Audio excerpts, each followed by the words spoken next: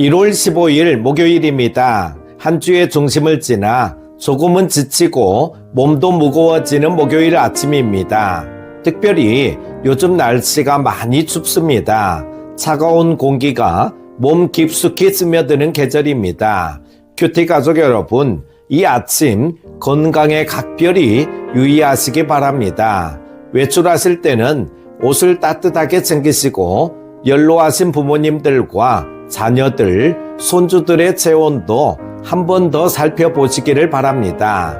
이렇게 추운 계절에 우리는 피난과 도피, 그리고 보이지 않는 하나님의 보호를 말하는 말씀 앞에 서 있습니다.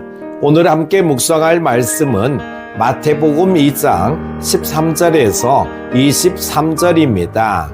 그들이 떠난 후에 주의 사자가 요셉에게 현몽하여 이르되 헤롯이 아기를 찾아 죽이려 하니 일어나 아기와 그의 어머니를 데리고 애굽으로 피하여 내가 내게 이르기까지 거기 있으라 하시니 요셉이 일어나서 밤에 아기와 그의 어머니를 데리고 애굽으로 떠나가 헤롯이 죽기까지 거기 있었으니 이는 주께서 선지자를 통하여 말씀하신 바 애굽으로부터 내 아들을 불렀다 함을 이루려 하심이라.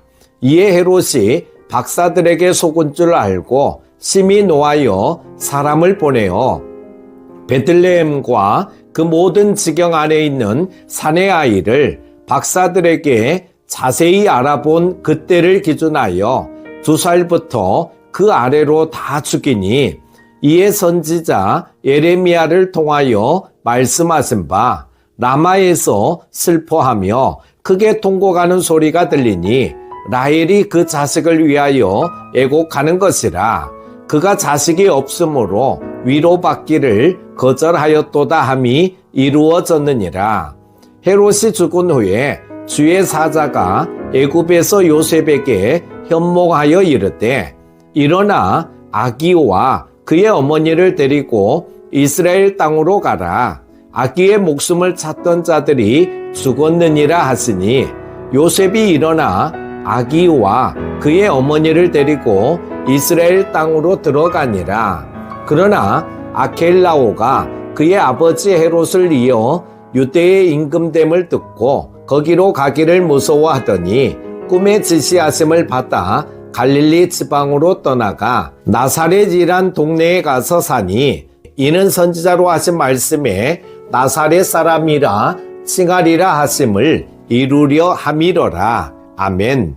하나님의 아들이 피난길에 오르셨습니다. 오늘 본문은 매우 아이러니합니다. 구원자이신 예수님이 태어나자마자 도망자의 길을 걸으십니다. 헤롯은 권력을 지키기 위해 아기를 죽이려는 잔혹한 결정을 내립니다. 그 위협 앞에서 하나님은 예수님을 즉시 승리의 길로 이끄시지 않으십니다. 오히려 일어나 아기와 그의 어머니를 데리고 애굽으로 피하여 하나님의 아들께서 밤중에 조용히 피난길에 오르십니다. 사랑하는 큐티 가족 여러분, 우리의 삶도 이와 비슷하지 않습니까? 왜 이렇게 피해가야 합니까? 왜 정면 돌파가 아니라 돌아가야 합니까? 왜 믿음으로 살려 하는데 삶이 더 어려워집니까? 그러나 오늘 말씀은 분명히 말합니다. 피난은 실패가 아닙니다. 도망은 하나님의 계획 밖이 아닙니다. 하나님은 후퇴처럼 보이는 길에서도 구원의 역사를 진행하고 계십니다. 두 번째로 가장 어두운 자리에서도 말씀은 이루어집니다. 본문에는 반복되는 표현이 있습니다. 이는 이루려 하심이라. 애굽으로 내려간 사건도 라마의 통곡도 나사렛에 정착한 삶도 모두 선지자를 통하여 말씀하신 바가 이루어지고 있습니다. 특별히 18절의 말씀은 너무나 가슴이 아픕니다. 라마에서 슬퍼하며 크게 통곡하는 소리. 예수님의 탄생은 기쁨만 있는 사건이 아니었습니다. 눈물과 통곡이 함께 있었습니다.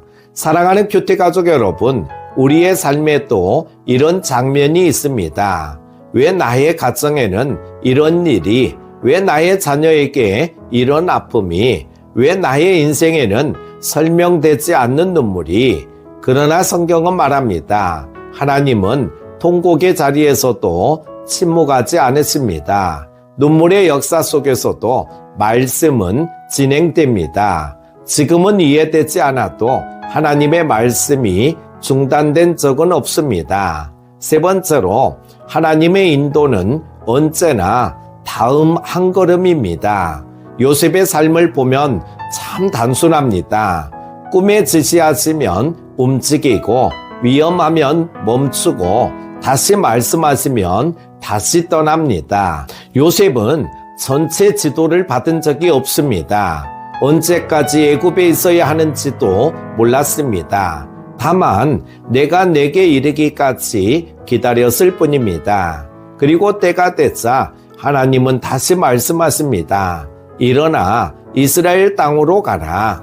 그러나 또 한 번 상황이 바뀝니다. 아켈라오가 왕이 되자 요셉은 두려워합니다. 그때도 하나님은 다시 꿈으로 지시하십니다.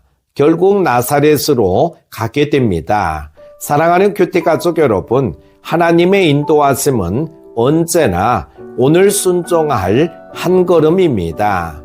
내일을 다 알게 하시지 않으셔도 오늘 순종하면 길은 열립니다. 사랑하는 큐티 가족 여러분, 나사렛은 작고 이름 없는 동네이죠. 나사렛에서 무슨 선한 것이 나겠느냐, 훗날 이런 말까지 듣게 될 곳입니다. 그러나 하나님은 그 나사렛을 구원의 무대로 삼으십니다. 사랑하는 큐티 가족 여러분, 혹시 지금 여러분의 삶이 애굽 같은 피난지입니까? 라마 같은 눈물의 자리입니까? 나사렛 같은 초라한 일상입니까? 기억하십시오.